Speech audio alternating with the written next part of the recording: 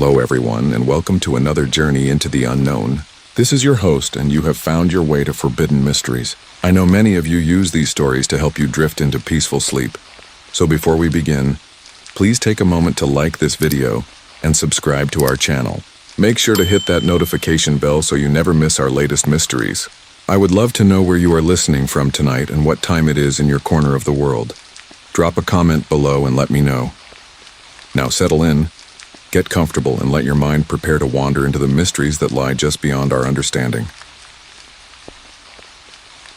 I am a woman in my early 20s, and this happened to me last summer in 2024, and I still cannot close my eyes without seeing their faces looking up at me from the water. I know this will sound like something from a ghost story, but I swear on everything I hold sacred that what I experienced at Bennett Lake was real. I have tried to rationalize it, tried to convince myself it was exhaustion or stress or my imagination, but too many other people saw the same things I did. I can talk about it now because I am far away and because I hope that sharing this might prevent someone else from experiencing what we went through. Was working as a summer camp counselor at a youth camp on the shore of Bennett Lake near Carcross. Carcross is a small community about 75 kilometers south of Whitehorse, situated at the junction of Bennett Lake and Nares Lake. The area is stunning, with mountains rising dramatically from the water and long sandy beaches that are rare in the Yukon. The camp was run by a non-profit organization that brought indigenous and non-indigenous youth together for cultural exchange and outdoor education programs. I had been hired as one of 6 counselors for the 8-week summer session. The camp itself was located on a beautiful stretch of beach on the eastern shore of Bennett Lake. We had cabins for the campers, a dining hall, and various activity areas spread across about 5 acres of land. The lake water was cold but clean, and one of the main activities was supervised swimming and canoeing. I was responsible for a cabin of 8 girls aged 12 to 14, and I loved the work despite the long hours and challenging conditions. Everything was normal for the first 3 weeks of camp. The kids were enthusiastic, the weather was mostly cooperative, and we had no serious incidents. But in the 4th week, some of the campers started reporting strange things. Several kids mentioned seeing other children playing on the beach at night, which should not have been possible since all campers were accounted for in their cabins after evening activities. When counselors investigated, they found no one on the beach. Then one of the girls in my cabin, a 13-year-old named Emma, came to me visibly shaken after swimming time. She said she had seen children underwater while she was swimming, standing on the bottom of the lake looking up at her. She described them as wearing old-fashioned clothes and having pale, bloated faces. I assumed she had seen rocks or logs that her imagination had transformed in the murky water, and I reassured her that it was nothing to worry about. But over the next few days, more campers reported similar experiences. They described seeing children in the water who would wave at them and beckon them to come deeper. Some said they heard singing coming from the lake at night, children's voices harmonizing in a language that sounded indigenous, but that none of our First Nations campers recognized. The camp director, a woman named Patricia who had been running the camp for 15 years, seemed troubled by these reports but told us it was probably just the kids scaring each other with ghost stories. On a Wednesday evening in late July, I had taken a group of 6 campers down to the beach for a supervised evening swim. The water was calm and the weather was warm, perfect conditions. The girls were playing in the shallows, splashing and laughing, when suddenly one of them started screaming. I ran into the water and found her thrashing and crying, saying that something had grabbed her ankle and tried to pull her under. I got her to shore and checked her leg. There were marks around her ankle, not bruises, but impressions like small fingers had gripped her tightly. The girl, a 12-year-old named Sophia, was hysterical. She kept saying that a child had grabbed her from below, a girl with long dark hair and white eyes who had smiled at her with too many teeth. I tried to calm her down while the other campers gathered around, all of them clearly frightened. That is when I saw them. In the water about 20 meters from shore there were children, at least a dozen of them, maybe more. They were standing in water that should have been over their heads, but they were not floating or swimming. They were just standing there perfectly still, staring at us on the beach. Their clothes were old-fashioned, like something from early 20th century photographs. Long dresses on the girls, plain shirts and pants on the boys. Their skin was pale and their hair hung wet and limp. But the most disturbing thing was their eyes. Even from that distance, I could see that their eyes were completely white, no pupils or irises visible. The campers saw them too. All 6 girls were now huddled behind me, whimpering and crying. I felt a cold dread settle in my stomach as the children in the water began to move. They walked toward the beach in perfect unison, still staring at us with those horrible blank eyes.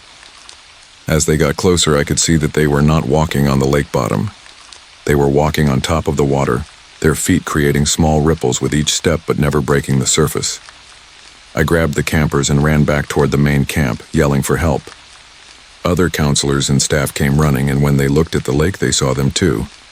The children had stopped at the water's edge, standing in a line along the beach. There were 14 of them, ranging in age from maybe 6 years old to early teens. They stood motionless for what felt like hours, but was probably only 2 or 3 minutes. And then they turned in unison and walked back into the lake, descending beneath the surface until they disappeared. The camp director immediately gathered all the counselors and senior staff for an emergency meeting. Some people wanted to call the RCMP, but Patricia said we needed to talk to someone else first. She made a phone call, and within an hour, an elderly woman arrived at the camp. Her name was Agnes, and she was an elder from the Carcross-Tagish First Nation. Patricia explained to us that she had called Agnes because what we had experienced was not something the police could help with. Agnes listened carefully as we described what we had seen. She asked specific questions about how the children looked, what they were wearing, and whether they had tried to communicate. When we mentioned that one had grabbed a camper and tried to pull her deeper, Agnes's face became grave. She told us we were very fortunate that we had all gotten out of the water when we did. She explained that the area around Bennett Lake has a tragic history that few people talk about openly. In the early 1900s, there had been a residential school not far from where our camp was located. The school operated for several decades, and many indigenous children from across the southern Yukon had been forcibly taken from their families and sent there. The conditions at the school were horrific, with widespread abuse, neglect, and disease. Many children died at the school, but the exact number was never properly recorded. Agnes told us that there were stories passed down through families about children from the school who drowned in Bennett Lake. Some of these drownings were ruled accidents, but there were suspicions that children had been punished by being forced into the cold water, or that some children had deliberately drowned themselves trying to escape the school.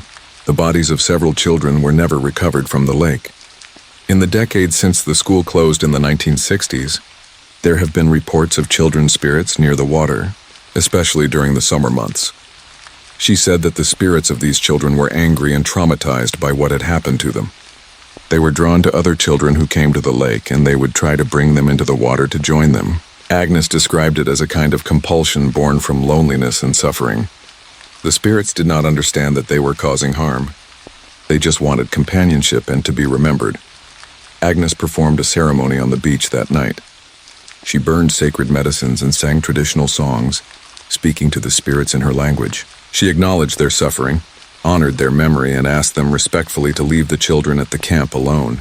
She placed offerings at the water's edge and marked stones with symbols. She told us that the ceremony would help, but that the area would never be completely safe because the trauma that created these spirits was too deep and too recent.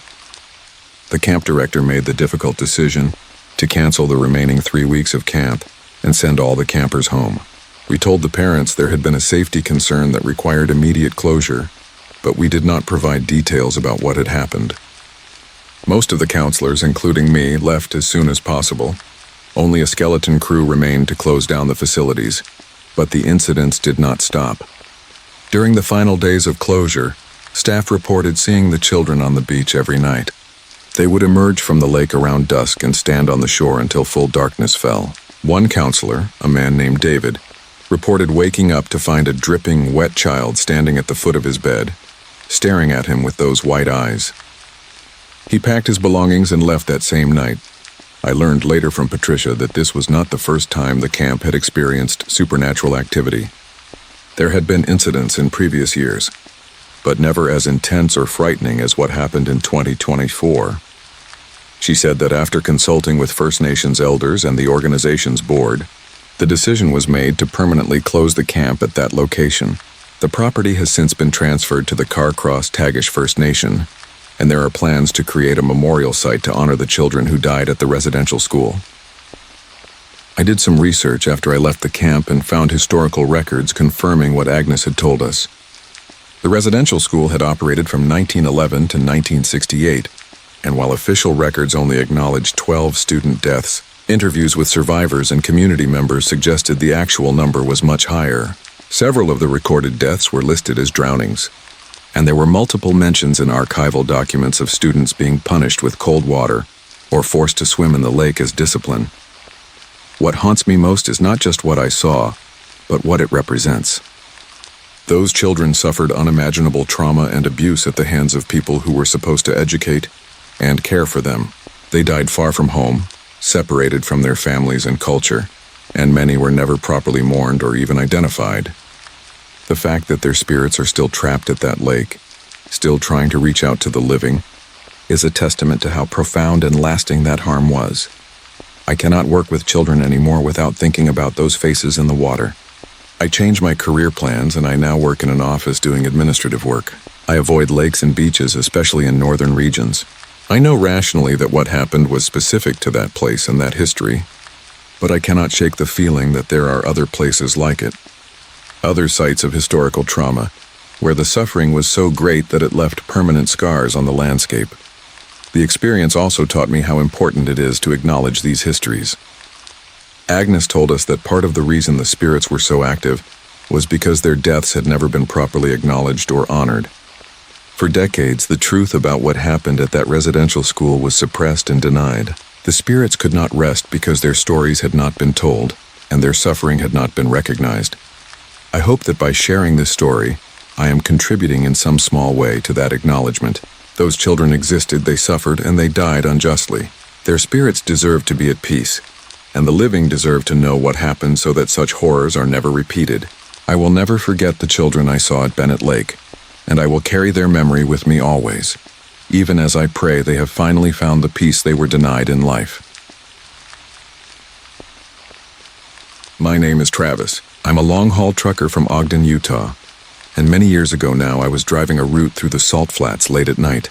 I have been hauling freight across the American West for more than 20 years, and in all that time I thought I had seen just about everything. Strange weather, crazy drivers, wildlife on the road, you name it. But nothing, and I mean nothing, could have prepared me for what happened on that stretch of I-80 through the Bonneville salt flats. It was a route I had driven hundreds of times before, maybe even thousands. And I figured it would be just another boring night of empty highway and talk radio keeping me company. It was around 2 a.m. when I crossed into the salt flats. The moon was full that night, lighting up the white salt so bright it almost looked like snow. It was beautiful in that eerie, otherworldly kind of way. The highway stretched out in front of me like a black ribbon cutting through an endless white desert, and there was not another soul in sight. Just me, my truck, and the hum of the engine. I had a thermos of coffee sitting in the cup holder, and I was listening to some late-night talk show about conspiracy theories and government cover-ups. Ironic, I guess, considering what was about to happen. I had been driving for maybe 6 hours straight, and I was starting to feel that familiar heaviness in my eyelids. Not enough to pull over, but enough that I was drinking more coffee and rolling down the window to let some cold air hit my face. It was almost 2:30 when I first noticed the light. At first, I thought it was just a bright star, maybe Venus or something. But then I realized it was moving, not like a plane or a helicopter, but moving in ways that did not make any sense. It would stop mid-air, hover for a few seconds, then shoot off in another direction at impossible speeds. And I remember thinking, wait, what? I kept my eyes on the road, but I kept glancing up at this thing through the windshield. And the more I watched it, the weirder it got. The light was getting brighter, closer, like whatever it was had noticed me and was coming to take a look. And then my radio started acting up. The talk show host's voice got all garbled and full of static, then cut out completely. I tried changing the station, but every channel was just white noise. And that was when I knew something was really wrong. My truck started to sputter. The engine coughed once, twice, and then just died. Everything went dark. No headlights, no dashboard lights, no engine noise, just silence. And in 20 years of driving, I had never had my truck just die like that for no reason. I tried turning the key, pumping the gas, doing everything I could think of, but nothing worked. It was like the truck had been completely drained of power. And then I saw it. This massive craft appeared directly above the highway, maybe only a few hundred feet up. It was triangular, with lights at each corner that pulsed this pale blue color. And the thing was huge, I mean bigger than a football field. It blocked out the stars, blocked out the moon. Just this enormous dark shape hanging in the sky above me, and it was completely silent. No engine noise, no rotor blades, nothing. Just this oppressive, suffocating silence that made my ears ring. I sat there in the cab of my truck, frozen, unable to move or think or do anything except stare up at this thing. And that was when the light hit me. A beam of light shot down from the center of the craft and engulfed the entire truck cab. It was so bright I had to close my eyes, and I could feel the heat of it on my skin. And then something happened that I still cannot fully explain. I could not move. My arms, my legs, my head, nothing would respond. It was like I was paralyzed. But I was completely conscious, completely aware of everything that was happening. I tried to scream, tried to move, tried to do anything, but my body would not obey. And then I saw them. Figures, moving through the light toward the truck. At first they were just silhouettes, but as they got closer I could make out more details. They were tall, maybe 6 or 7 feet, and thin, unnaturally thin. Their heads were large and elongated, and their eyes, man, their eyes were huge and black like pools of ink. They did not walk so much as glide, moving without sound, without effort. And when they reached the truck, one of them looked directly at me. I will never forget that moment, staring into those eyes and feeling like I was being seen, really seen, in a way that no human had ever looked at me before. And then I heard it. Not with my ears, but in my head. A voice, or maybe not a voice, more like thoughts that were not my own. It was asking me questions, but not in words. It was like images and feelings being projected directly into my brain. I saw flashes of things I did not understand. Symbols, equations, places that looked like Earth but were not.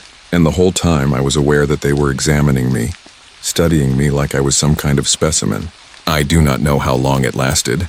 It could have been minutes, could have been hours. Time felt wrong, like it was moving too fast and too slow all at the same time. And then, just as suddenly as it started, it stopped. The light disappeared, the paralysis lifted, and the craft shot straight up into the sky and vanished in an instant. My truck engine roared back to life on its own. The headlights flickered back on, and the radio came back on, blaring some country music station I had never listened to. I sat there shaking, trying to process what had just happened. I looked at the clock on the dashboard and my stomach dropped. It was 6:45 a.m. Almost 4.5 hours had passed, but it had only felt like minutes. I had lost time, and I had no memory of where it went. I pulled over to the side of the highway and just sat there for a while, trying to calm down. My hands were shaking so bad I could barely hold the steering wheel. I checked my GPS, and according to it, I had not moved. The truck was in the exact same spot it had been when the engine died. But 4.5 hours had passed. I looked at my arms, my hands, checking to see if there were any marks or anything out of the ordinary. And that was when I saw them. Small puncture marks on the inside of my left arm, like someone had taken blood or injected something. They were red and sore, and they had not been there before. I drove in shock to the next truck stop, maybe 30 miles down the road. When I got there, I pulled into the lot and just sat in the cab for a long time, trying to figure out what to do. I finally grabbed my CB radio and switched to channel 19, the main trucker channel, and that was when I heard the chatter. Other truckers were talking about lights in the sky, about strange things they had seen on that same stretch of highway. One guy said his truck had died for no reason, and then started back up on its own. Another guy said he saw a massive craft hovering over the salt flats, and I realized I was not alone. Other people had seen it too. I keyed the mic and told my story, and the channel went quiet for a moment. Then one by one, other truckers started chiming in, sharing their own experiences. Some had seen lights, some had lost time, and one guy said he had been followed by a craft for almost 50 miles before it disappeared. And for a moment I felt a little less crazy.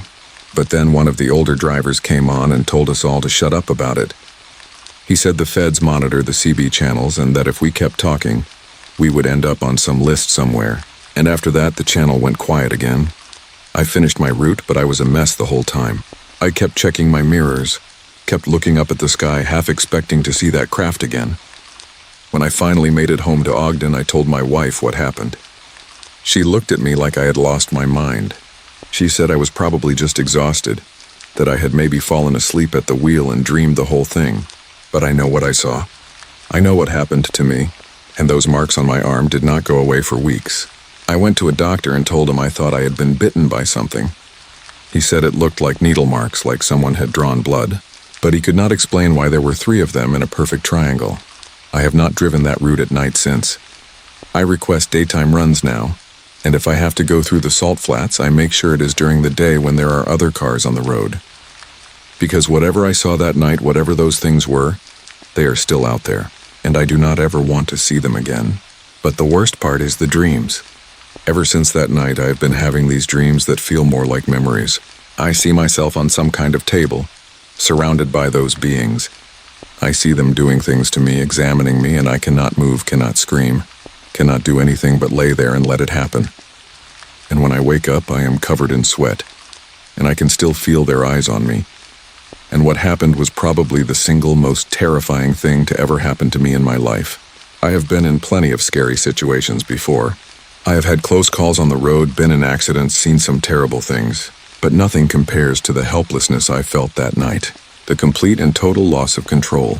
The knowledge that there are things out there that are so far beyond our understanding, so far beyond our ability to fight or resist, that we are nothing more than insects to them, and they can take us whenever they want, do whatever they want to us, and there is not a damn thing we can do about it.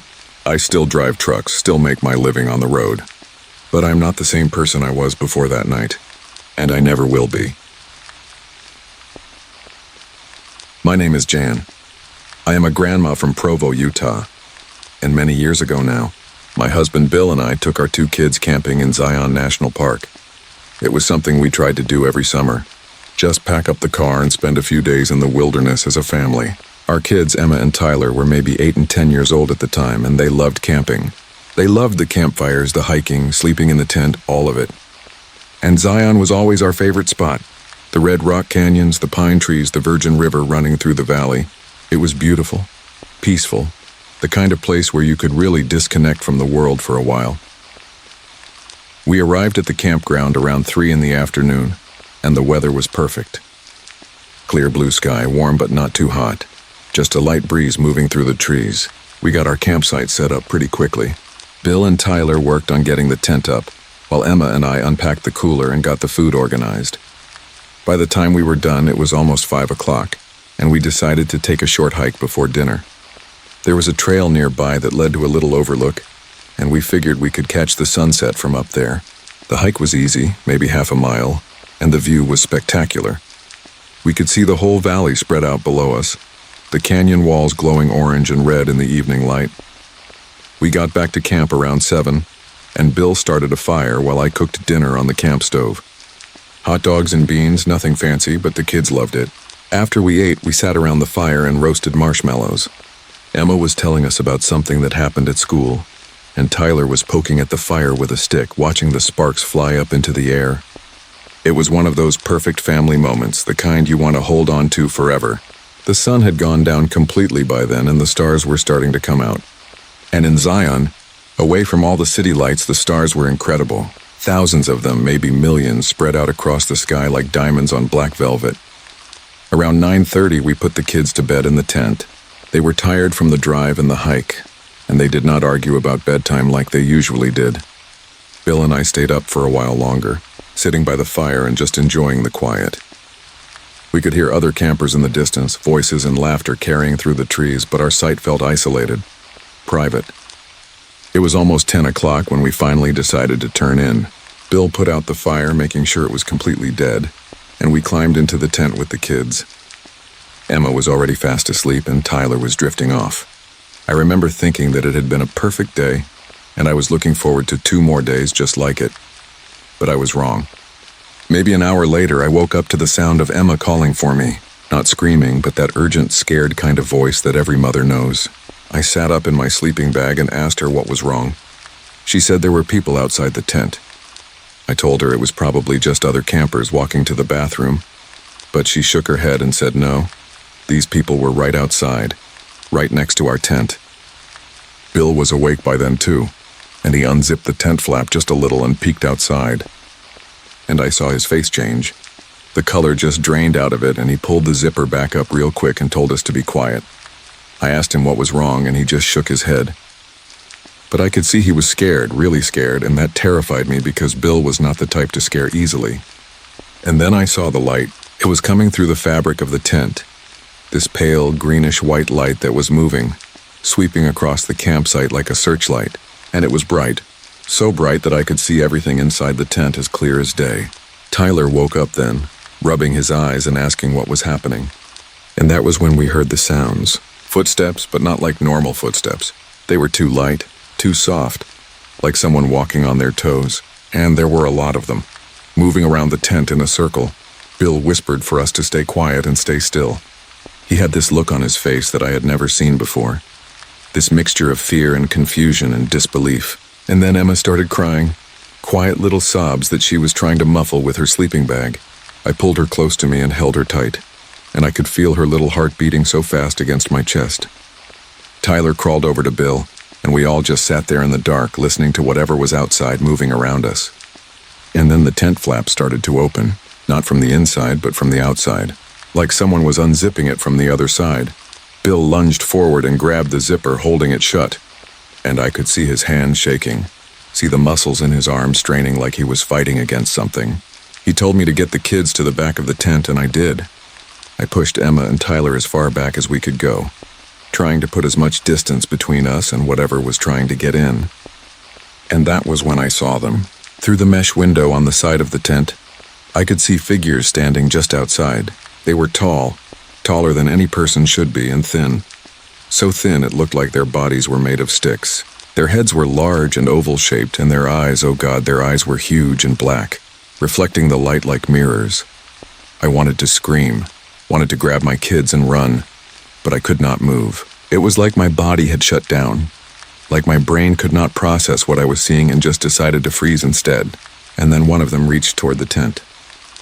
I could see its hand, long fingers with too many joints moving through the mesh like it was not even there. And I will never forget the terror I felt in that moment, not for myself but for my children. The overwhelming primal need to protect them from something I did not understand and could not fight. And then Bill started talking. He was saying something I do not even remember what, but his voice was shaking and desperate.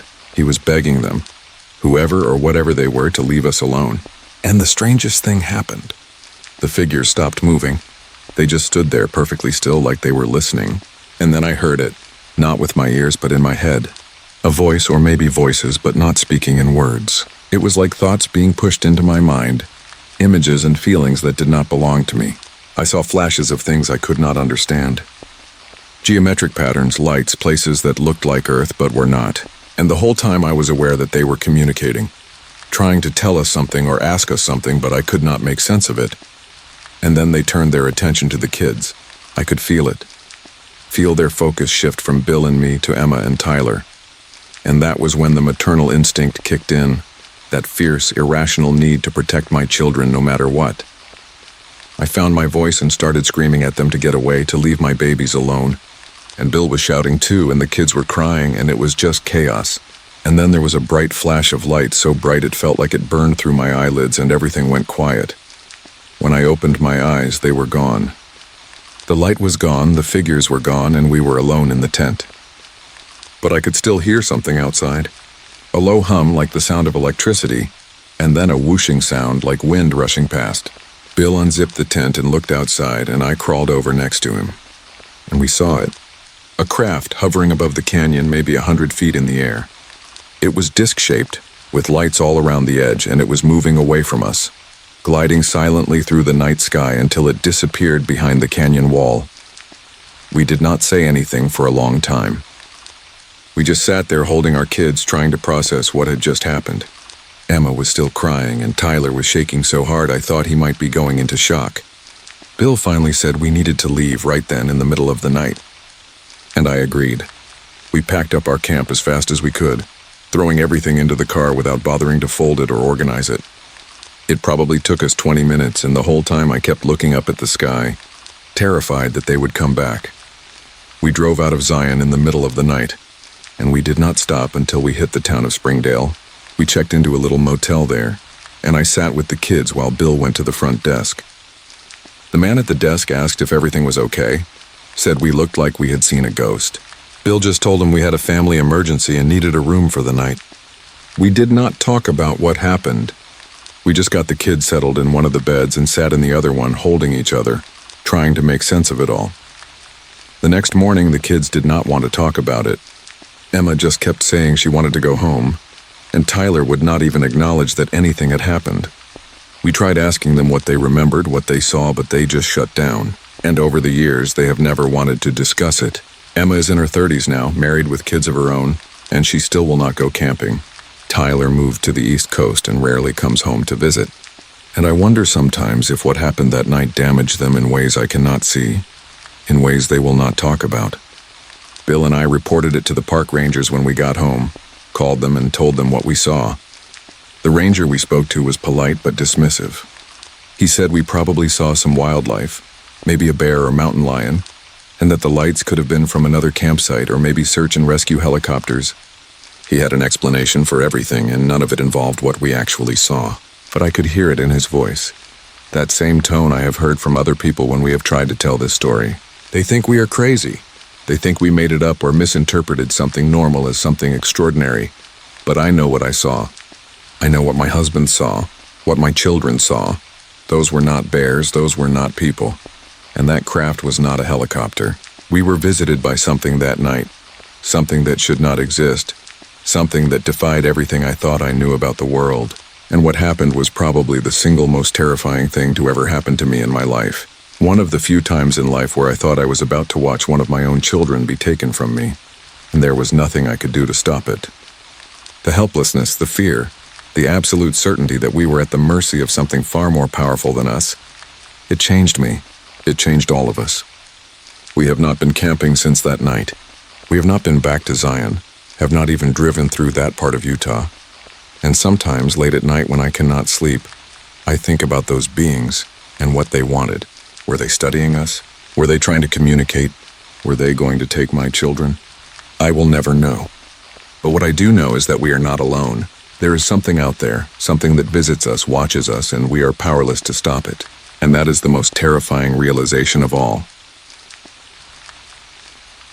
Back when I was still in college at Southern Utah University, I used to drive home to see my parents during breaks. And since they lived all the way up near Logan, the journey took about 4.5 hours. It was a long drive, but I did not mind it. I would load up on snacks and energy drinks, make a playlist, and just enjoy the time alone with my thoughts. The route took me up Highway 89 through some of the most beautiful and remote parts of Utah. Red rock canyons, pine forests, tiny towns that looked like they had not changed in 50 years. It was peaceful, quiet, the kind of drive where you could go for 20 or 30 minutes without seeing another car. This particular trip happened during my junior year, right before Thanksgiving break. I left Cedar City around 5 in the evening, figuring I would get home around 9:30 or so. The sun was just starting to set behind the mountains, painting the sky in these incredible shades of orange and pink. I had my windows down, music playing, and I was feeling good, relaxed, happy to be going home to see my family. The first hour or so of the drive was uneventful. I passed through a few small towns, saw a handful of other cars, but mostly it was just me and the open road. It was around 6:30 when I first noticed it. I was driving through a particularly remote stretch of highway, nothing but forest on both sides, when I saw something in the sky off to my right. At first I thought it was a helicopter, maybe doing some kind of patrol or search and rescue operation. But the more I watched it, the more I realized it was not moving like a helicopter. It was too fast, too smooth, and it was pacing me, keeping perfect speed with my car, staying about half a mile away. I slowed down and it slowed down. I sped up and it sped up. And that was when I started to feel uneasy. I tried to tell myself it was nothing, just some kind of drone or military aircraft. But it was too big to be a drone, and military aircraft do not fly that low or that slow. I kept driving, trying to ignore it, but I could not stop looking over at it. The sun was almost completely down by then, and I could see lights on the craft. White lights pulsing in a pattern I could not figure out. And then it changed direction. Instead of pacing me, it moved ahead, crossing over the highway maybe a quarter mile in front of me. And that was when I saw it descend. It dropped down behind a line of trees, and I could see the glow of its lights illuminating the forest. And then I saw something else. A house, or maybe a farmhouse, sitting by itself on a piece of property off the highway, and the craft was hovering directly over it. I should have kept driving. Every instinct in my body was telling me to keep going, to get as far away from whatever that thing was as possible. But I could not. I kept thinking about whoever lived in that house, about what might be happening to them, and I remembered this story a friend had told me once about her uncle who lived in rural Montana. He said he had been abducted, taken from his home in the middle of the night, and no one believed him. And I kept thinking, what if that is happening right now? What if someone needs help? So I pulled over. I know, it was stupid. But I was 20 years old and I still believed that I could make a difference, that I could help people. I grabbed my phone and dialed 911, but the call would not go through. No signal. I tried again, same thing, and then my phone just died. The battery had been at almost 80%, and it just shut off completely. I tried turning it back on, but nothing happened. It was like all the power had been drained out of it instantly. I sat there in my car for a moment, trying to decide what to do. And that was when I heard the sound. It was like a low hum, but deeper, more resonant, and I could feel it in my chest. The same kind of feeling you get when you stand too close to a subwoofer. I looked toward the farmhouse, and I could see the craft more clearly now. It was disc-shaped, maybe 40 feet across, with lights all around the edge, and there was a beam of light coming down from the center of it, shining through the roof of the house like the roof was not even there. And then I saw them, figures moving around outside the house. They were tall and thin, moving in that strange, gliding way that made them look like they were floating rather than walking. And I realized with a sickening feeling that this was real. This was actually happening. I was watching people, or things, or whatever they were, doing something to whoever lived in that house, and I had no way to call for help, no way to do anything except watch, but I could not just watch. I do not know what I was thinking, but I opened my car door and got out. I told myself I was just going to get closer, maybe see if I could figure out what was happening, see if there was anything I could do. I stayed low, moving through the trees toward the property. The humming sound got louder the closer I got, and the air felt strange, charged like right before a thunderstorm. When I got to the edge of the property, maybe 50 yards from the house, I crouched behind a tree and just watched. The beings were moving in and out of the house, carrying something. I could not see what it was, but they were coordinated, purposeful, like they were completing some kind of mission. And then I saw a person, a man I think, being led out of the house by two of the beings. He was walking, but it looked wrong, like he was sleepwalking or drugged. His movements were slow and uncoordinated, and his head was hanging down. And I wanted to scream, wanted to run out there and help him, but I was frozen, paralyzed by fear and the complete certainty that if I revealed myself, I would be next. And then one of them turned and looked directly at me. I was hidden behind a tree at least 50 yards away in the dark, but it looked right at me. And I knew it could see me. I felt this wave of something, not sound but more like a feeling, wash over me. It was like being scanned, like having every thought and feeling pulled out of my head and examined. And I knew I had made a terrible mistake. I turned and ran back toward my car as fast as I could. I could hear them behind me, or maybe I just felt them, I do not know. But I ran harder than I have ever run in my life. I reached my car and threw myself inside. Locking the doors like that would somehow protect me. I turned the key and the engine roared to life, and I hit the gas. I looked in my rearview mirror and saw the craft rising up from the farmhouse, lights blazing, and it started to follow me. It stayed behind me for what felt like forever, maybe 5 or 10 miles, matching my speed perfectly. I was doing 95 miles an hour on that dark highway, crying and terrified, certain that it was going to take me. And then, just as suddenly as it appeared, it shot straight up into the sky and vanished. I drove for another 20 miles before I felt safe enough to pull over. I was shaking so hard I could barely hold the steering wheel. When I finally stopped at a gas station in a little town called Panguitch, I sat in the parking lot and just tried to breathe. My phone was still dead. I plugged it into my car charger, and after a few minutes it turned on. But when it did, something was wrong. The screen was glitching, flickering, and when I tried to use it, apps would open and close on their own. It was like the phone had been damaged somehow, corrupted. I went into the gas station and asked if I could use their phone to call the police. The clerk looked at me like I was crazy, but he let me use it. I called the local sheriff's department and tried to explain what I had seen. The dispatcher asked me if I had been drinking, asked me if I was on any medication. I told her no, Told her I was completely sober and that I had just witnessed something at a farmhouse off Highway 89. She said she would send someone to check it out and took down my information. But I could hear the skepticism in her voice. She did not believe me. About 20 minutes later, a sheriff's deputy pulled into the gas station. He was older, maybe in his 50s, with this tired look on his face like he had seen it all. He asked me to describe what I saw, and I told him everything. The craft, the beings, the man being led out of the house. He wrote it all down, nodding along, but I could tell he did not believe me. When I was done, he said he would check on the property and make sure everyone was okay. But he also said that a lot of people see strange things on that stretch of highway, especially at night. He said it was probably just car headlights reflecting off clouds or maybe a weather balloon. The same old explanations. I drove the rest of the way home that night, but I was a mess. I kept looking in my mirrors, kept expecting to see that craft again. When I finally made it to my parents' house, I broke down and told them everything. My mom held me while I cried, and my dad said I must have been exhausted from the drive, that my mind was playing tricks on me. They did not believe me either, and I do not blame them. If someone had told me that story a week earlier, I would not have believed them either.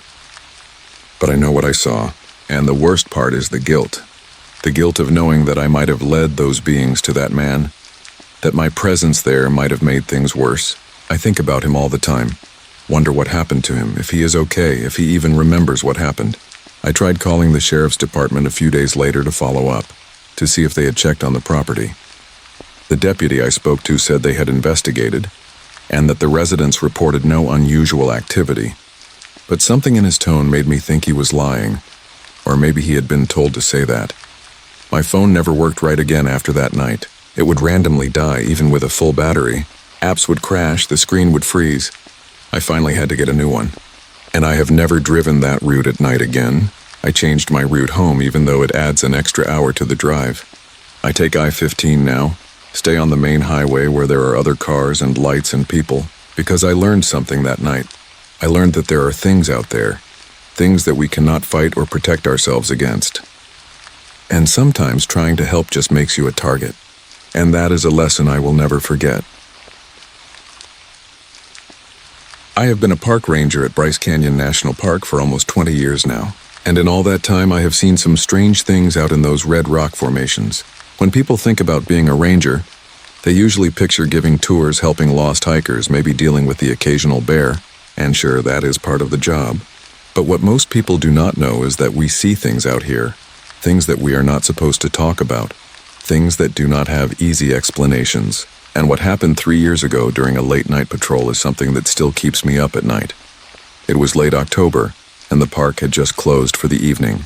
We usually close the gates around sunset, but rangers still patrol the area throughout the night to make sure no one is camping illegally or getting into trouble. It was my turn on the rotation, and I did not mind night patrols.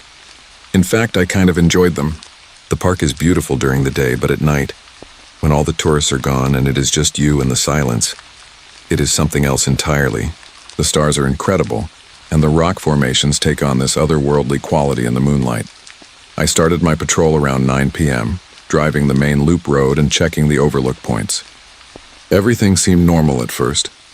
The weather was clear, temperature was dropping but not too cold, and I had not seen any signs of people where they should not be. I stopped at Sunrise Point to check the area, got out of my truck and walked to the railing to look out over the amphitheater. The hoodoos, those tall, thin spires of rock, were casting long shadows in the moonlight, and it was quiet except for the wind. I stood there for a few minutes, just taking it in before heading back to my truck to continue the patrol. That was when I got the radio call. It was Jenkins, another ranger who was patrolling the southern section of the park. His voice sounded strange, agitated, and he was asking if I could come to the Pariah View area. He said he had found something and needed another set of eyes. I told him I was on my way and started driving south.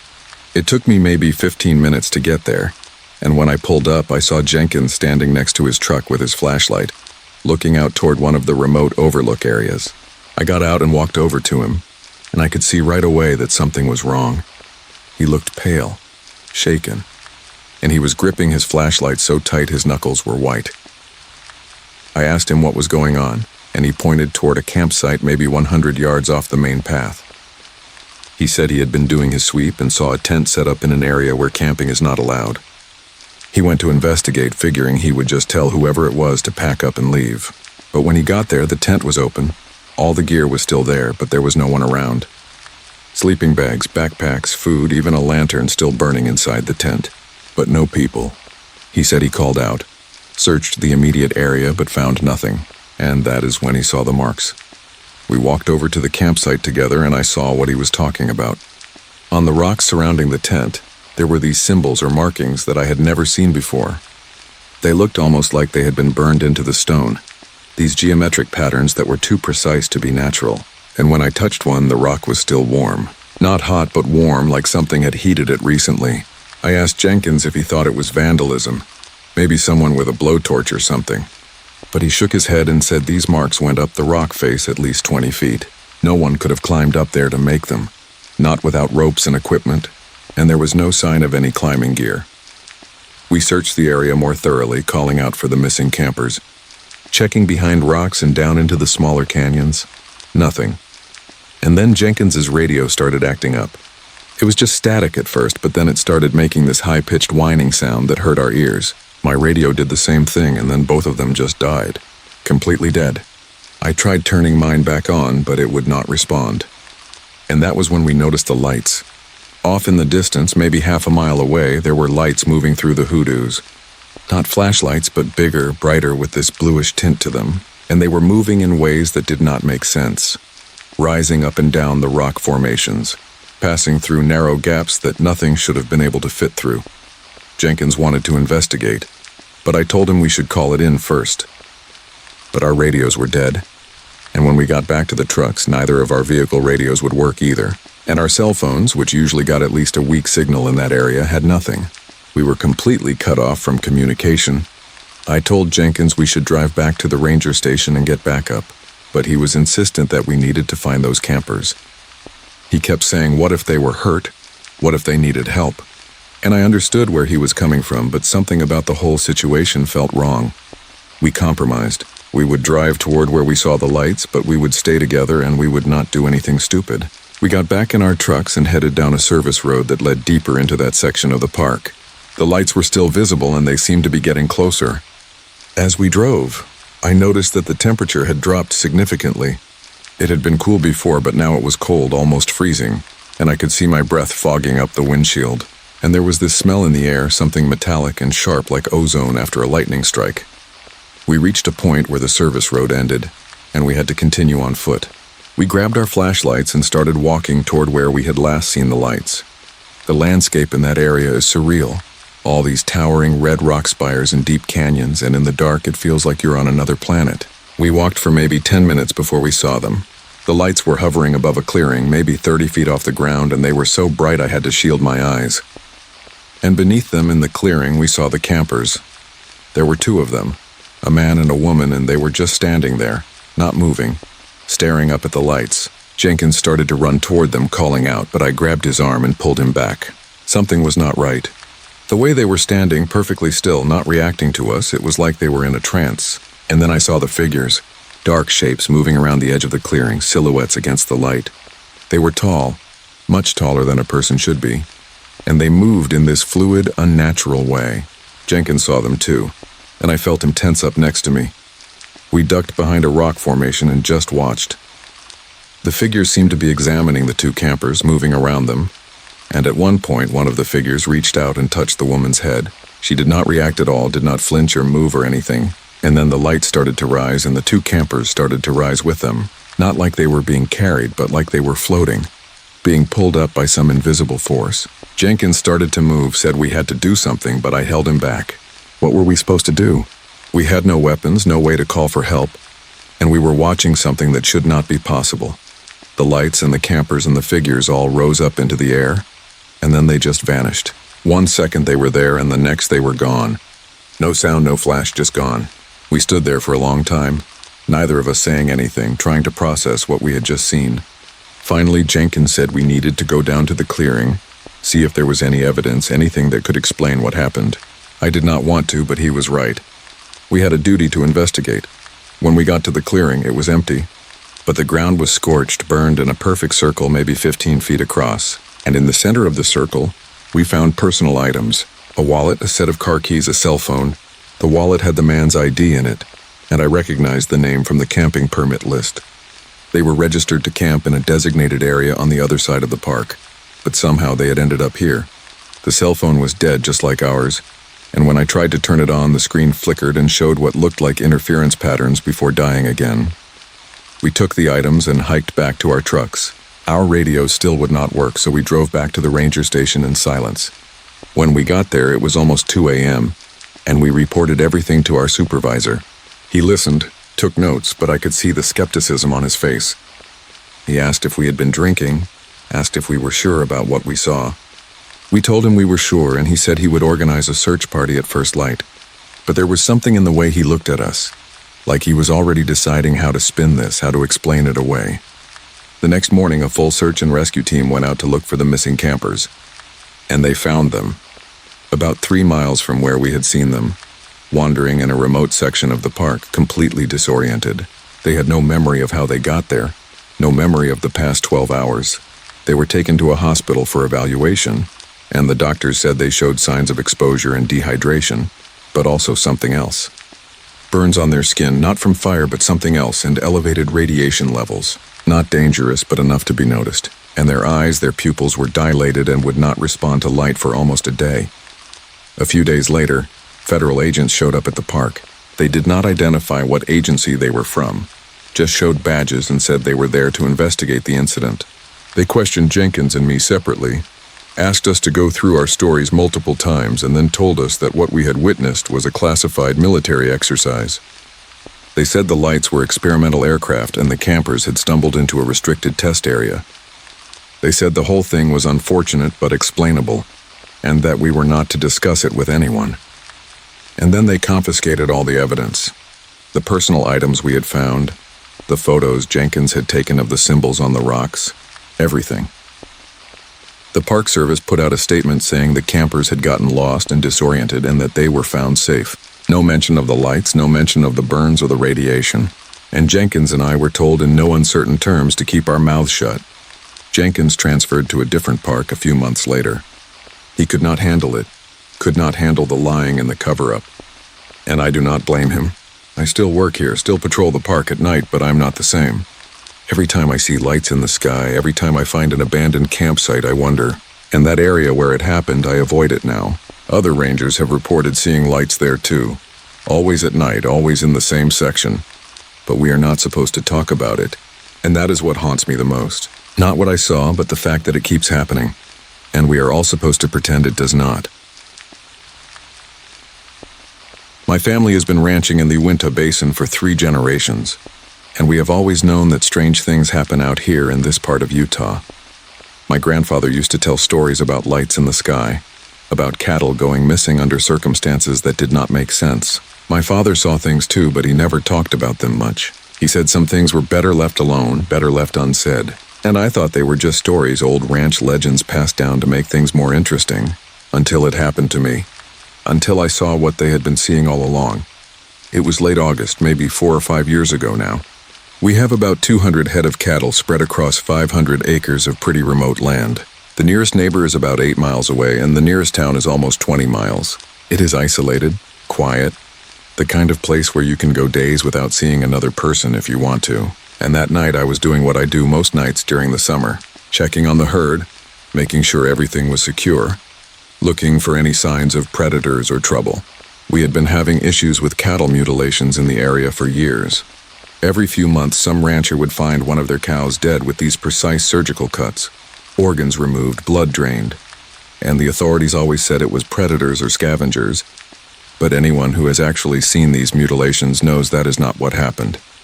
I headed out around 10 p.m. on my four-wheeler, riding the fence line and checking the pastures. It was a clear night, warm with a sky full of stars. I could hear coyotes in the distance, the usual night sounds, and everything seemed normal. But when I got to the far pasture, the one furthest from the house, I noticed something was wrong. The cattle were agitated. All of them were bunched up together in the center of the field, moving in a circle, making these low, distressed sounds. In 30 years of ranching, I had never seen them behave like that. Usually when something spooks them, they scatter or they run. But this was different. They were corralling themselves like they were trying to protect each other from something.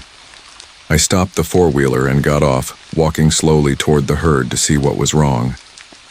And that was when I saw the lights. They were over the far end of the pasture, maybe 200 yards away, hovering above the ground. Not one light, but multiple lights, maybe 4 or 5 of them, arranged in some kind of formation, and they were bright, brighter than any spotlight I had ever seen, with this pale blue-white color that hurt to look at directly. At first I thought maybe it was helicopters, maybe law enforcement doing some kind of operation, but there was no sound. No rotor noise, no engine, nothing. Just silence and those impossibly bright lights. I stood there watching, trying to figure out what I was looking at, when I noticed the cattle starting to drop. Not all at once, but one by one, they would just collapse to the ground like their legs had been cut out from under them, and I started running toward them, shouting, trying to figure out what was happening.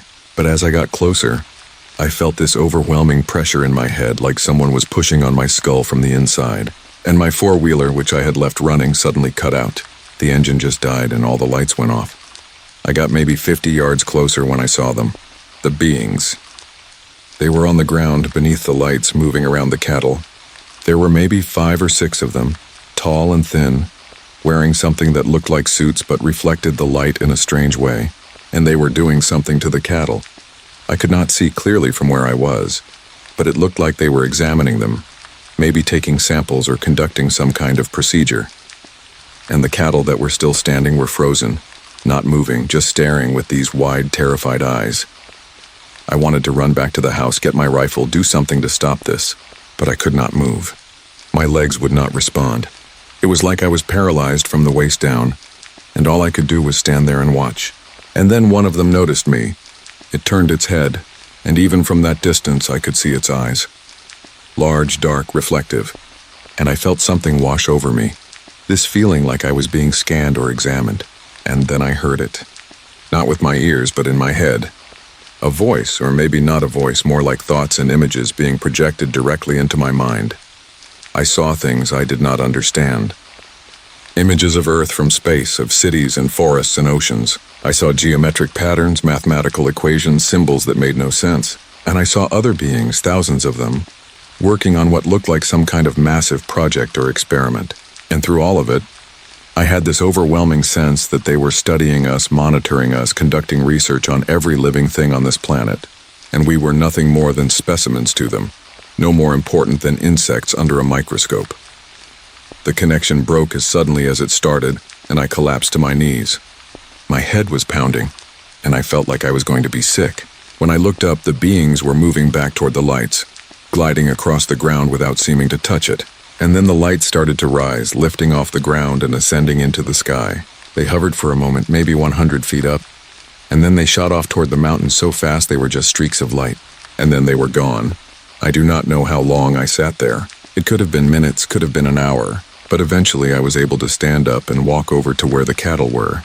12 of them were dead, just dead, lying on the ground in a rough circle. And when I examined them with my flashlight, I saw the marks, precise incisions on their bodies. Organs removed with surgical accuracy, blood completely drained, and the grass around them was dead, turned brown and brittle like it had been burned by radiation or something. I pulled out my cell phone to call my wife, tell her to call the sheriff, but my phone was dead. The battery had been full when I left the house, and now it would not even turn on. I tried the four-wheeler, but it would not start either. So I walked back to the house over a mile in the dark, checking over my shoulder the whole way. When I got there, my wife took one look at me and knew something was wrong. I must have looked like I had seen a ghost. I told her to call the sheriff, and I went to the bathroom and threw up. The sheriff arrived maybe an hour later, and I took him out to the pasture.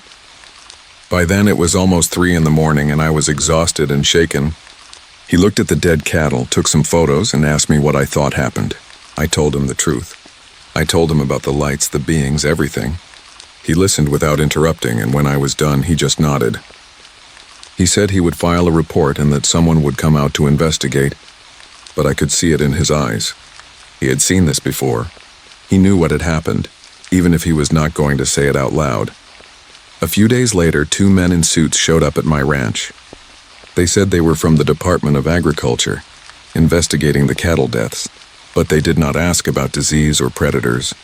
They asked about the lights. They asked about what I saw, what I experienced, and they wrote everything down in these little notebooks. And when I asked them what was going on, what was killing cattle all over the basin, they said it was under investigation and that I should not discuss what happened with anyone. They said it was a matter of national security, and then they left. I have lost more cattle since then. Not as many, maybe 1 or 2 at a time, but always with the same precise cuts, always completely drained of blood. And I see the lights regularly now. Not every night, but maybe once a month I will see them moving across the sky or hovering over the far pastures. And I know other ranchers in the area see them too.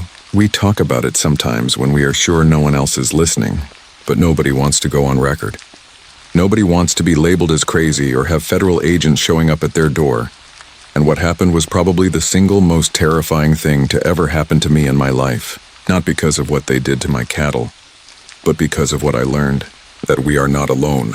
That there are beings out there with technology so far beyond ours that we might as well be cavemen looking up at airplanes, and they can take whatever they want from us, do whatever they want to us, and there is not a damn thing we can do about it. We are helpless. We are at their mercy, and the worst part is that our own government knows about it and chooses to do nothing, or maybe they cannot do anything. Maybe they are just as powerless as the rest of us. Out here you learn real quick that we are not alone, and that whatever they are doing, they do not care if we know about it or not. They have been coming here for a long time, longer than my grandfather, longer than anyone can remember, and they will keep coming. And all we can do is try to protect our families, our livestock, and hope that when they come, they do not decide to take us too. I still ranch this land. I still go out at night to check on the cattle, but I am always watching the sky now, always listening for that silence that means they are near, and I know that one day they might come back for me, and there will be nothing I can do to stop them. I've been working the front desk at the Desert Rose Motel in Green River, Utah for almost 15 years now. It is not a fancy place, just one of those spots where truckers and travelers stop for the night off I-70. You get all kinds of people coming through, families on road trips, salesmen, the occasional tourist heading to or from the national parks. Most nights are quiet, uneventful. I sit behind the desk, watch the security monitors, maybe watch some TV if things are slow. It is not exciting work, but it pays the bills, and I do not mind the solitude. The midnight to 8 a.m. shift suits me just fine. But there was one night about 3 years ago that changed the way I look at this job, the way I look at the people who check in, because sometimes the people who walk through that door are not people at all. It was a Tuesday night in early March. We only had 4 rooms occupied, which was pretty typical for that time of year. A couple of truckers, a family with 2 kids, and one older gentleman who said he was passing through on his way to Grand Junction. The night had been quiet. I had checked in the last guest around 10 p.m., and since then I had just been sitting at the desk, flipping through channels on the little TV we keep behind the counter. It was around 3 a.m. when I heard the bell on the front door chime. I looked up and saw someone walk in. A man, I thought, though something about him seemed off right away. He was wearing a long coat, dark pants, and sunglasses, even though it was the middle of the night. That was the first thing that struck me as strange. Who wears sunglasses at 3 in the morning? He walked up to the counter, and I asked him how I could help him. His voice was strange, flat, and monotone, like he was reading from a script. He said he needed a room for the night, and he wanted to pay cash. That was not unusual. Plenty of people pay cash, but the way he said it, the way he moved, it was all just slightly wrong. I told him the rate, and he pulled out a wallet and counted out exact change. Not bills that he had to sort through, but exact change down to the penny, like he had known ahead of time what the cost would be.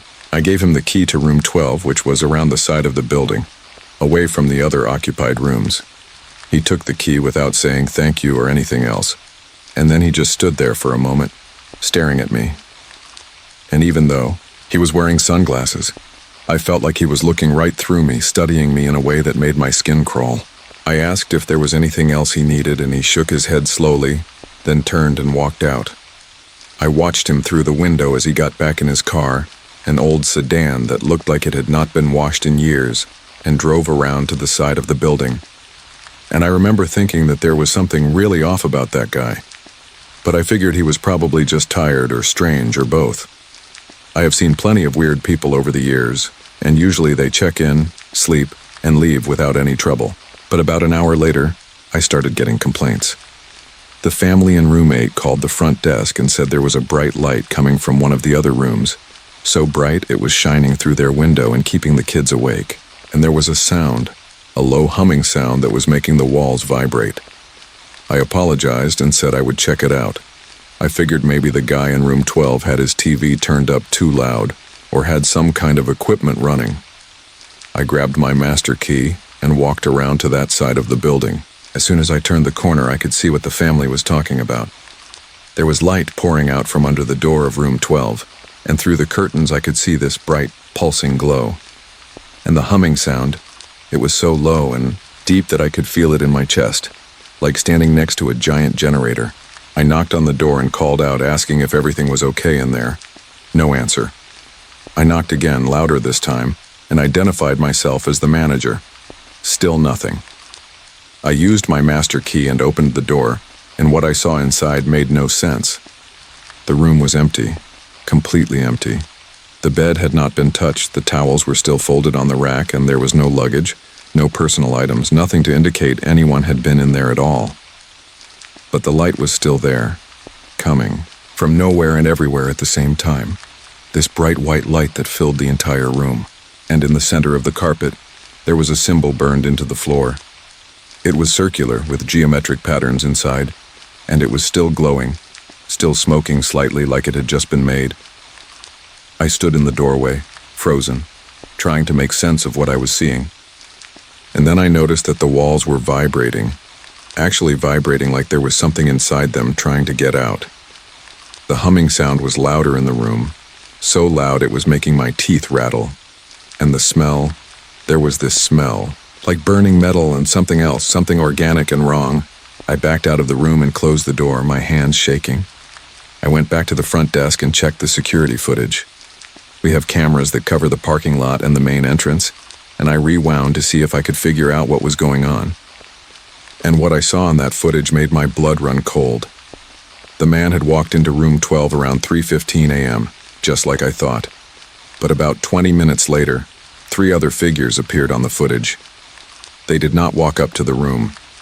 They did not come from a car. They just appeared, 1 second not there, the next second standing outside the door of room 12. And they were not shaped right. They were too tall, too thin, and their movements were jerky and unnatural, like stop-motion animation. I watched as these figures entered room 12, passing through the door without opening it, just walking through it like it was not there. And then the light started, that bright pulsing light that was visible even on the black and white security footage. I fast-forwarded, watching the timestamp, and for the next 45 minutes that light continued. And then suddenly, it stopped. The light disappeared and the footage showed the figures leaving, but they did not walk out. They just vanished, there one frame and gone the next. And the man who had checked in, he was gone too. I sat there at the desk, staring at the monitors, trying to process what I had just seen. I thought about calling the police, but what would I tell them? That I had just watched 4 beings materialize and dematerialize on security footage? That there was a glowing symbol burned into the carpet of room 12? They would think I was crazy or on drugs. So I did the only thing I could think of. I waited. I sat at that desk until the sun came up, watching the monitors, half expecting those figures to come back. Around 6 a.m., I worked up the courage to go back to room 12. I opened the door, and the room looked normal. The light was gone. The humming had stopped, and the symbol on the carpet, while still visible as a burn mark, was no longer glowing. I took photos with my phone, documenting everything, and then I closed the room off and put an out-of-order sign on the door. When my replacement came in at 8 a.m., I told him about the burned carpet and said we needed to get it replaced. I did not tell him about the rest, but I could not keep it to myself. Later that day, after I had gone home and tried to sleep but could not, I went back to the motel and reviewed the security footage again. I made a copy of it on a USB drive, and then I sat down and wrote out everything that had happened. I did not know what to do with the information, but I felt like I needed to document it, needed some record of what I had seen. A few days later, I showed the footage to my wife. She watched it in silence, and when it was over, she just looked at me and said we should not tell anyone. She said that if the wrong people found out, we could end up in trouble, and I knew she was right. About a week after the incident, 2 men came to the motel. They were wearing suits, had badges, and said they were federal agents investigating unusual activity in the area. They asked to see the security footage from that week, and I showed it to them. They watched the footage from the night in question, and I could see them exchange glances. They asked me what I had seen, what I had experienced, and I told them everything. They took the original security tapes, they took my written statement, and they took photos of the burn mark in the carpet. And then they told me that what I had witnessed was classified, and that I was not to discuss it with anyone. They said it was a matter of national security, and that if I talked about it, there would be consequences. They replaced the carpet in room 12 at no cost to the motel, which was unusual, and they told me to destroy any copies I had made of the footage. I told them I would, but I lied. I still have that USB drive hidden away because I do not trust them, and I do not trust that they are telling me the truth about what happened. And ever since that night, strange things have continued to happen at the motel. Not every night, but often enough that I have started to notice a pattern. Guests will check in who do not look quite right, who move and speak in that same unsettling way. And when I review the security footage later, I see things that should not be there. Shadows that move on their own, figures appearing and disappearing, lights in rooms that should be empty. And other staff members have started to notice too. The housekeepers refuse to go into certain rooms without someone else present. The day manager has mentioned seeing things on the security monitors that he cannot explain, but nobody wants to talk about it openly, because we all know what happened to me when I tried to report it. I still work here. I still take the night shift, but I'm not the same person I was before that night. I look at every guest differently now, wondering if they are really human or if they are something else just passing through, wearing a disguise that is not quite convincing enough. And I wonder why they come here, why this motel in this small town in the middle of nowhere. Is it because we are remote, because we are off the beaten path? Or is there something about this location, something I do not understand? And what happened was probably the single most terrifying thing to ever happen to me in my life, because it shattered my understanding of reality. I used to think I knew how the world worked, that there were rules and logic and explanations for everything. But now I know better. Now I know that there are things walking among us, things that can pass for human but are not, things that can appear and disappear at will. And the most terrifying part is not that they exist, but that our own government knows about them and is working to keep it secret. Why, what are they hiding? What do they know that they do not want us to know? I still work here, and every time someone checks in late at night, I wonder if they are really human or if they are something else just passing through. I look at their eyes. I listen to their voice. I watch the way they move. And sometimes I see things that confirm my suspicions. A movement that is too quick. An expression that does not quite fit. A moment where the disguise slips and I see something underneath. And when that happens, I check them in. I give them their key and I watch them on the monitors all night long. Because I need to know. I need to understand what they are doing here. What they want from us. And maybe one day I will get an answer. But until then, all I can do is watch and wait and hope that when they come, they leave me alone. My name is Michelle. I am a landscape photographer from Salt Lake City, and I specialize in night photography of Utah's national parks. There is something magical about capturing the stars above these ancient rock formations, the way the Milky Way arcs over redstone that has been standing for millions of years. I have been doing this for almost 10 years now, and I have photographed just about every major landmark in the state. Arches National Park is one of my favorites, especially Delicate Arch. Getting the permit to stay in the park overnight for photography is not easy, but I have built up enough of a reputation that the Park Service usually approves my requests. This particular shoot was planned for a night in late April. The moon phase was perfect, just a thin crescent that would set early and leave the sky dark enough for star photography. The weather forecast was clear, no clouds, no wind, ideal conditions. I arrived at the park around 4 p.m., checked in with the rangers and showed them my permit. They gave me the usual safety briefing, reminded me to stay on the trails, and told me to radio in if I had any problems. I loaded up my backpack with my camera gear, tripod, extra batteries, snacks, and water, and started the hike up to Delicate Arch just before sunset. The hike is about 1.5 miles, and it takes you up over slick rock and through some narrow sections before opening up to the bowl where the arch sits. I have done it dozens of times, but it never gets old. The arch itself is stunning, this massive freestanding arch of red sandstone that frames the sky. I got there just as the sun was setting, and I spent about an hour shooting the golden hour light, watching the colors change on the rock as the sun dipped below the horizon. By the time it was fully dark, around 8:30, I was ready to start the real work. I set up my camera on the tripod, framed the shot with the arch and the stars, and started taking test exposures to get my settings right. The sky was incredible that night, absolutely clear, and you could see the Milky Way stretching across the sky like a river of light. I was in my element, completely focused on my work, and the hours just flew by. It was around 4 a.m., maybe an hour before sunrise, when I first noticed the lights. At first, I thought it was ruining my shot, some kind of light pollution from a car or maybe another photographer with a flashlight. But then I realized the lights were not coming from the ground. They were in the sky and they were moving. I stopped what I was doing and just watched. There were multiple lights, maybe 4 or 5 of them, moving in formation across the sky.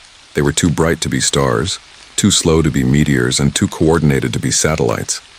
And as I watched, they started to descend, dropping down toward the rock formations maybe 1/2 mile away from where I was standing.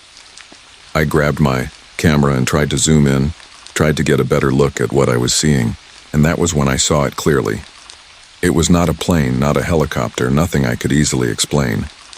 It was a craft, disc-shaped, with lights around the edge, and it was coming down between the rock formations. My first instinct was to photograph it. This was incredible. This was the kind of thing people would pay thousands of dollars to see, the kind of shot that could make a career.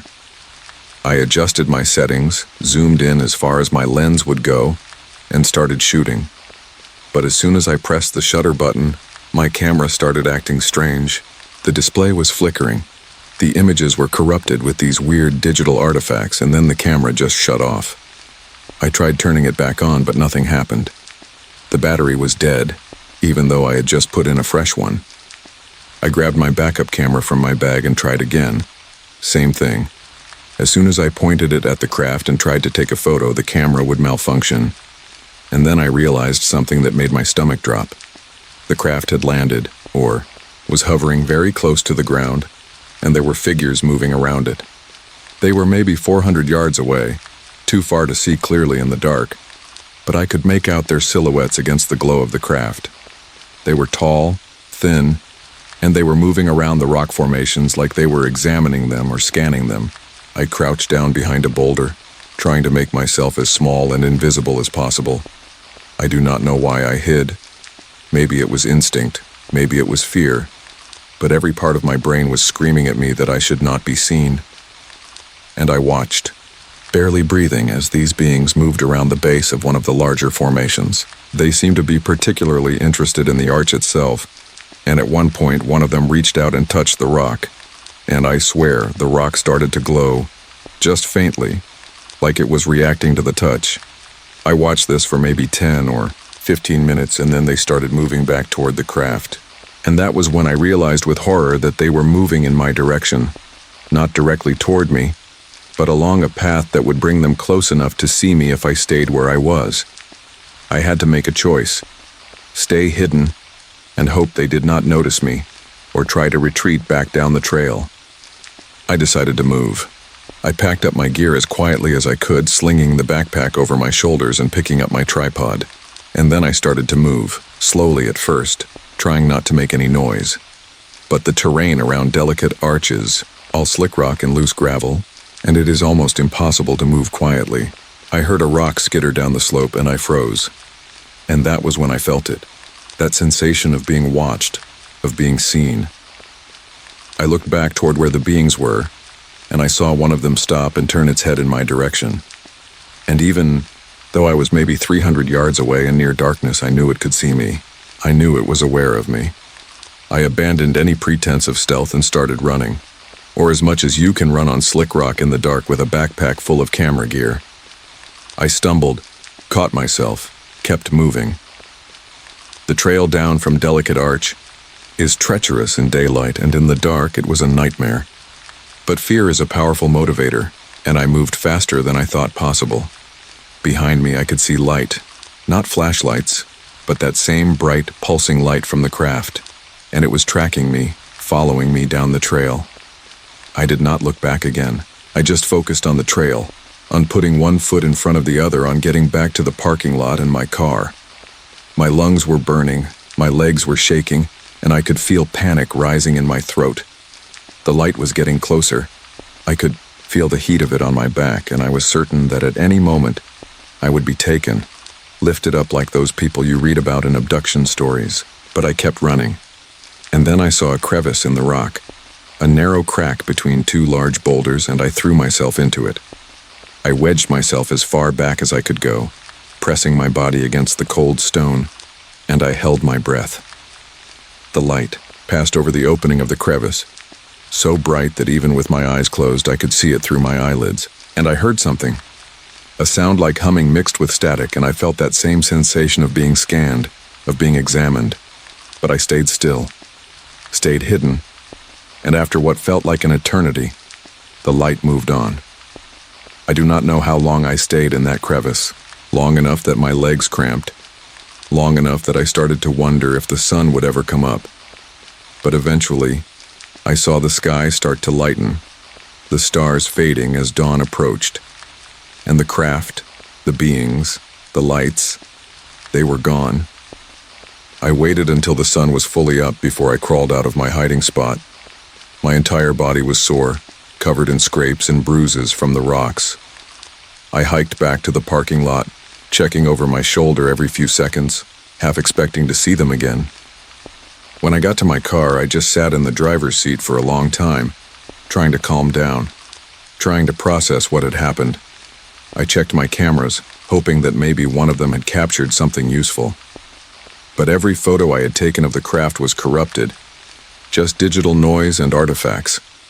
The only images that were intact were the ones I had taken before the craft appeared. And then I found one photo, just one, that was mostly intact. It was blurry, out of focus, but you could make out the shape of something in the sky, something that was not supposed to be there. It was not much, but it was something. I drove to the ranger station and tried to report what I had seen. The ranger on duty listened politely, but I could see the skepticism in his eyes. He asked if I had been drinking or taking any medication. I told him no, showed him the photo on my camera, but he just said it looked like a long exposure artifact, that I had probably caught a plane or satellite trail. And then he did something that surprised me. He told me to come with him to the back office. In the office, he closed the door and his whole demeanor changed. He told me that I was not the first person to report seeing things in that area of the park.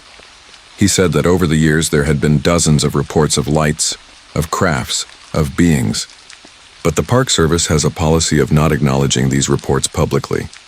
He said it would cause panic, would hurt tourism, and that there were federal agencies who handled these kinds of things. He asked me to give him my memory card, said he would submit it with a report. I hesitated, but he seemed genuine, seemed like he actually believed me, so I gave it to him. He also told me in a quiet voice that I should not come back to that area of the park at night. He said there are places in the park that are not safe, that there is activity that the public does not know about, and he said that if I valued my safety, I would forget what I saw and move on. It was not a threat, not exactly, but it was clear that he was warning me. I thanked him and left, and I have never been back to Arches at night since. I still photograph landscapes. I still do night photography, but never at Arches and never alone. The experience changed me, made me realize that there are things out there that we do not understand, things that have been here longer than we have. And I believe now that the arches, the formations, these places we think are natural wonders, might be something else, might be markers or monuments left by ancient visitors. Think about it. These rock formations, some of them defy geology, defy explanation. What if they were not carved by wind and water? What if they were made by something else? Every time I look at those rock formations now, I wonder how long they have been coming here and what they are really looking for. Are they studying the Earth? Are they monitoring our progress? Are they conducting experiments that we are not aware of? I do not have answers. I only have questions. And the knowledge that we are not alone, that we have never been alone, and that these places we hold sacred, these national parks we think we protect, might actually be theirs, not ours. And that is the most unsettling realization of all. I have been driving big rigs across the American Southwest for 30 years, and in all that time, I have heard a lot of crazy stories over the CB radio. Truckers are storytellers by nature. You spend enough hours alone on the road and you start to see and hear things, or at least you start to tell stories about things. UFOs, ghosts, government conspiracies, you name it. I have heard it discussed on Channel 19. But nothing prepared me for what I heard one night on I-15 through Utah.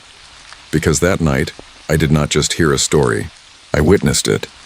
And so did about a dozen other truckers who were on that same stretch of highway. It was late September, maybe 7 or 8 years ago. I was hauling freight from Las Vegas to Salt Lake City, a route I have driven hundreds of times. It is a straight shot up I-15. Mostly empty desert and small towns, about a 6-hour drive if traffic is good. I had left Vegas around midnight, figuring I would get into Salt Lake around 6 a.m., unload, and then grab some sleep at a truck stop before heading back. The night was clear, the traffic was light, and I was making good time. I had my CB on Channel 19 listening to the usual chatter. A couple of guys talking about truck stops, someone complaining about a way station, the normal stuff. It was around 2:30 a.m., and I was about 50 miles south of the Utah-Arizona border when things started to get weird. A trucker came on the CB, his voice tight with panic, and said that something was following him. At first we all thought he was joking or maybe half asleep. Someone asked him what he meant, and he said there was a light in the sky, a big light, and it was pacing his truck. He said it had been following him for about 10 miles, matching his speed perfectly, and he could not shake it. A couple of guys made jokes, said maybe it was his guardian angel or maybe he needed to lay off the energy drinks. But I could hear the fear in his voice. This was not a joke. Another trucker chimed in and said he could see it too. He was maybe 5 miles behind the first guy, and he said there was definitely something in the sky. Something that was not a plane or a helicopter. And then a third trucker, coming from the opposite direction, said he had just passed under it. Said it was massive, bigger than anything he had ever seen. And just like that, the CB exploded with chatter. Everyone was asking questions, trying to figure out what was going on. And I was straining my eyes, looking up through my windshield, trying to see what they were seeing.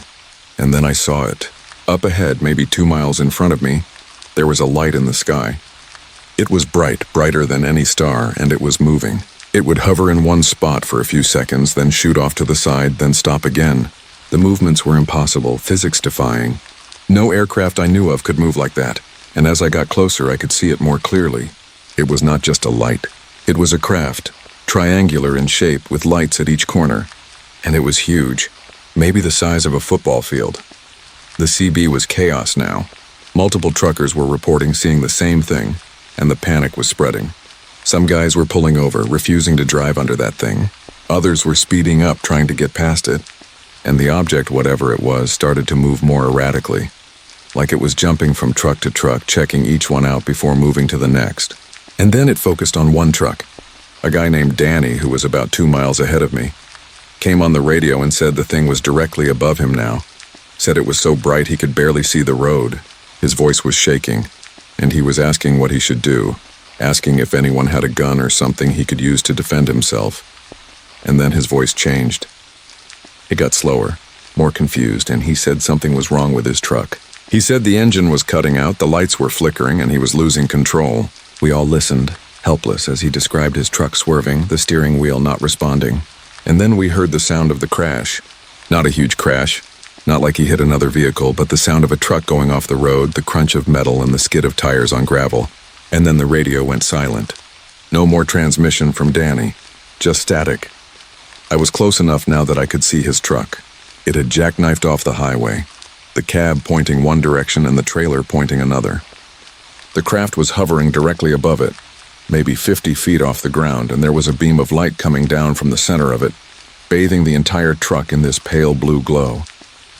I slowed down, pulled over to the shoulder maybe 100 yards away, and just watched. Other truckers were pulling over too, and within a few minutes, there were maybe 4 or 5 of us stopped on the side of the highway, all of us watching this thing. Someone keyed the mic and asked if we should call 911. And someone else said they already tried, but their phone was not working. I checked mine and he was right, no signal. Not just weak signal, but completely dead, like the network had been shut off. And then we saw Danny. Or at least we saw someone get out of the truck. He stumbled out of the driver's side door and I could see him clearly in the light from the craft. But something was wrong. He was moving strangely, like he was drunk or sleepwalking. His arms were hanging at his sides and his head was tilted back, staring up at the craft. And he just stood there, not moving, not trying to run or call for help. Just standing. And then the light got brighter and Danny started to rise. Not like he was climbing or jumping, but like he was being lifted by invisible hands. His feet left the ground and he started to float up toward the craft. One of the truckers near me yelled, said we had to do something, had to help him. But what were we supposed to do? We were watching something that should not be possible, something that defied everything we thought we knew about the world, and we were powerless to stop it. Danny rose higher and higher until he disappeared into the craft. The light shut off and for a moment everything was dark and quiet. And then the craft shot straight up into the sky so fast it was just a blur. And it was gone. We all just stood there on the side of the highway, staring up at the empty sky, trying to process what we had just witnessed. And then the phone started working again. All at once, we all got our signals back, and the CB came back to life with everyone talking at once, asking what the hell just happened, asking if Danny was okay. We called 911, and within 20 minutes, the highway patrol showed up. And then more vehicles, unmarked SUVs with government plates. Men in suits got out and started asking questions, taking statements from all of us. They asked what we saw, what we heard, and they wrote everything down. But they also told us very clearly that we were not to discuss this with anyone. They said Danny had been in an accident and had been airlifted to a hospital, but none of us saw a helicopter. None of us heard one. And when we asked which hospital, they would not say. They kept us there for hours, questioning each of us separately. And the story they wanted us to tell was very specific. They wanted us to say that Danny had swerved to avoid an animal, that he crashed, and that we stopped to help. No mention of the craft, no mention of the lights, no mention of him being lifted into the sky. And they made it clear that if we did not stick to that story, there would be consequences. One of the agents pulled me aside and said that discussing classified military operations could result in federal charges. He did not say it was a military operation, but the implication was clear. They wanted us to believe it was theirs, and they wanted us to shut up about it. The trucking community talked about it for weeks. On the CB, at truck stops, guys were sharing what they saw, comparing notes. But then it just stopped.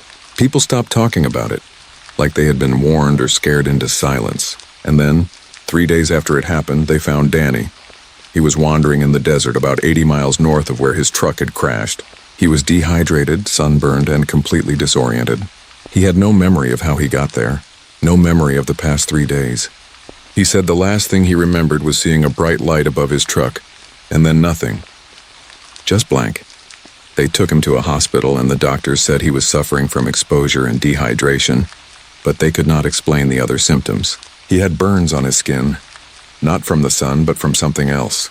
His eyes were dilated and would not respond to light for almost 48 hours, and he had marks on his arms and neck, small puncture wounds that looked like injection sites. The official story was that he had gotten confused after the accident, wandered off into the desert and got lost. But anyone who saw what happened knows that is not true. Danny tried to go back to work, but he could not do it. He said he would be driving at night and see lights in the sky, and it would send him into a panic attack. He started having nightmares, waking up screaming, and his wife said he would talk in his sleep about being on a table, about being standing over him, doing things to him. He ended up quitting trucking altogether, and last I heard he moved to Colorado and refuses to talk about what happened. And what happened was probably the single most terrifying thing I have ever witnessed in my life. Not because of what I saw, but because of the helplessness. We were all there, a dozen grown men, and there was nothing we could do to help Danny. We watched him get taken, watched him float up into that craft like he weighed nothing, and we could not stop it. And then the government came in and told us to forget about it, to pretend it did not happen, And that is almost worse than the event itself. The knowledge that this is happening, that people are being taken, and that the authorities know about it and choose to cover it up. I still drive trucks. I still run that route between Vegas and Salt Lake, but I do not drive it at night anymore. I schedule my runs so that I am always on that stretch of highway during the day. And when I hear a trucker panic on the CB, when I hear someone say they are seeing lights or strange things in the sky, I turn the radio off. Some things you just do not want to know about. Some things, once you have seen them, you cannot unsee them. And I have seen enough. I know that we are not alone, that there are things out there with capabilities far beyond our understanding, and that they can take us whenever they want. And the most terrifying part is not that it happened. It is that it is still happening. And nobody is doing anything to stop it. I have been working maintenance at Canyonlands National Park for almost 20 years now. It is not glamorous work, but I love being out in the backcountry keeping the trails and facilities running.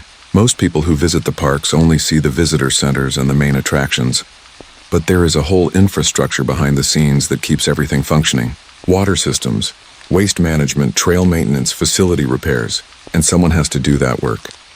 Often in the most remote parts of the park where tourists never go. That is where I come in.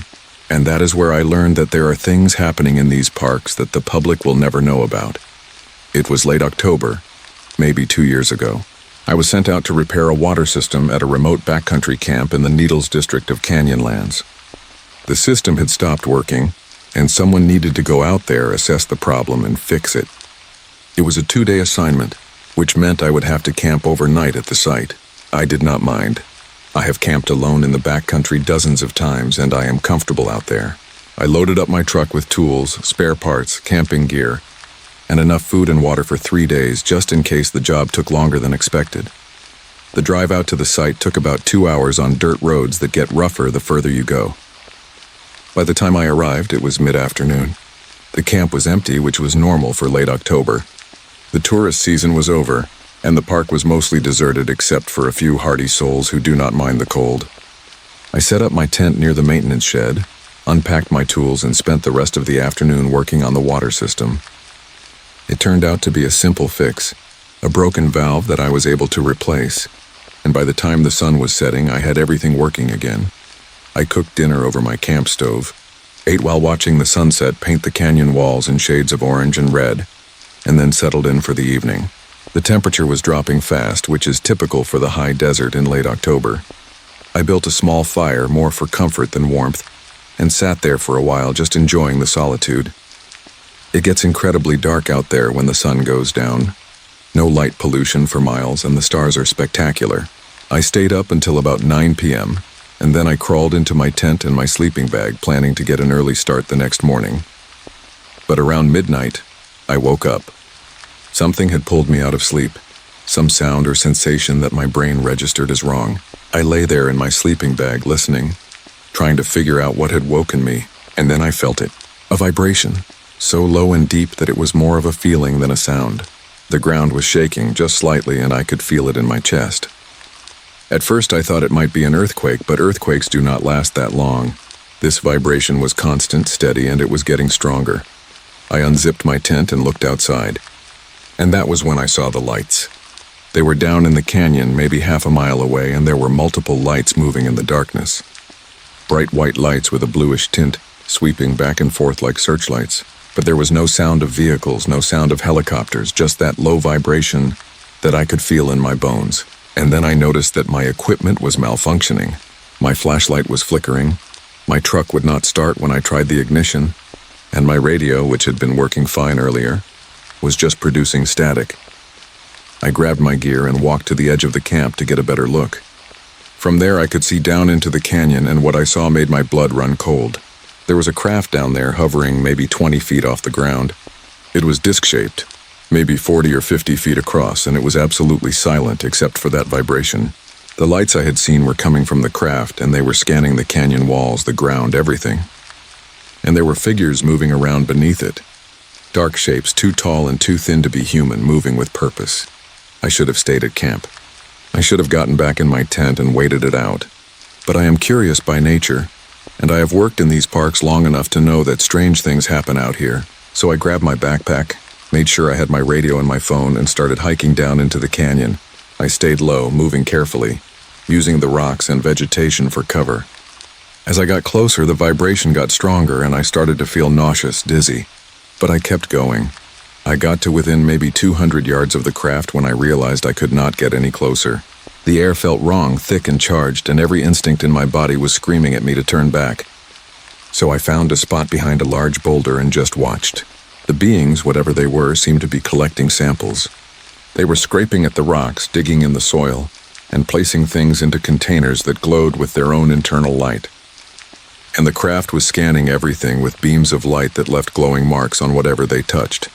I do not know how long I watched. It could have been 10 minutes, could have been an hour. Time felt strange, like it was not moving at the same speed it normally does. But at some point I realized I needed to document this. I pulled out my phone and tried to take photos, but the phone was dead. The battery had been fully charged, and now it would not even turn on. I tried my camera, same thing. And then I noticed my radiation detector, which I carry as part of my maintenance kit for checking certain water sources, was going crazy.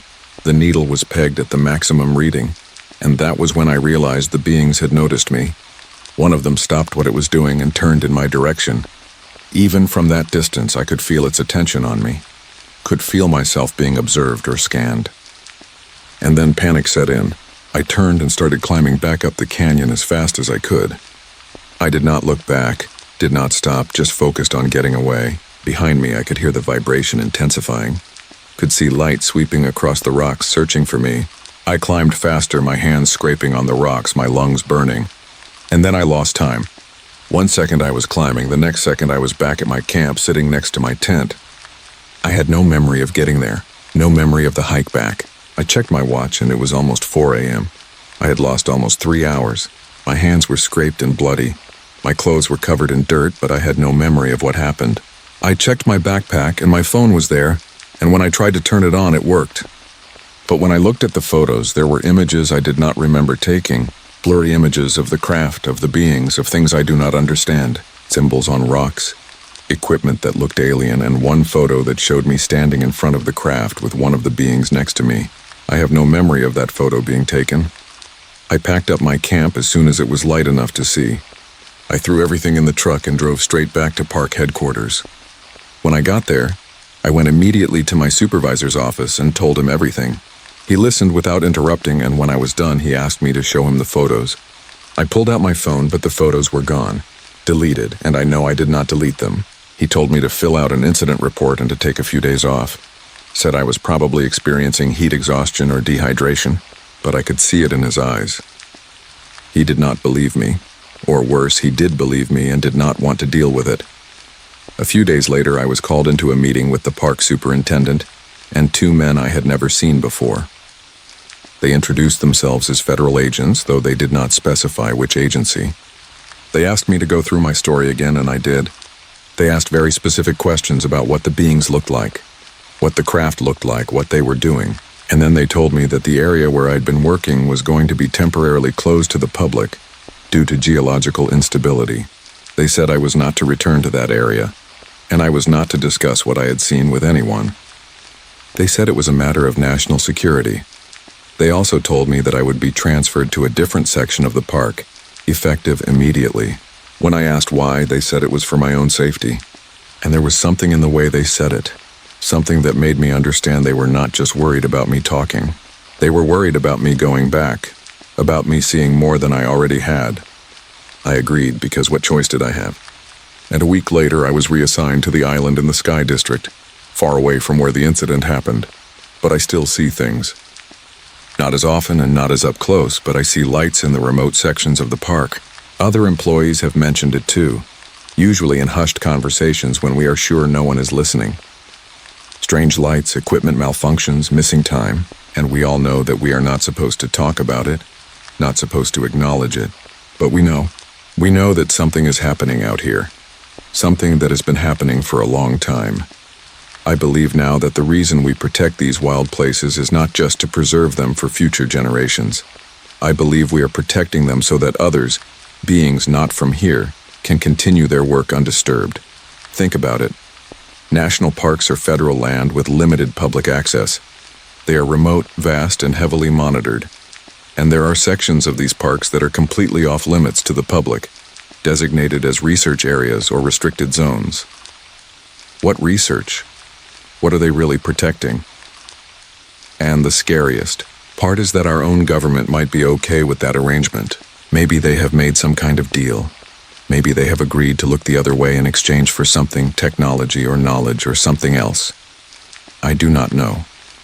But what I do know is that I used to think the reason we protect these wild places is to preserve them for future generations. Now I wonder if we are really protecting them so that others, beings not from here, can continue their work undisturbed. And the scariest part is that our own government might be okay with that arrangement. I continue working at the park, but I have been transferred to a different area. I see lights periodically in remote sections, and other longtime employees have similar stories. We do not talk about it openly, but we exchange glances when the subject comes up, and we know. We all know. And every time I go out into the backcountry, now every time I'm alone in those remote canyons, I wonder if they are watching me, if they remember me, and if one day they will come back for me. And that is something I will have to live with for the rest of my life.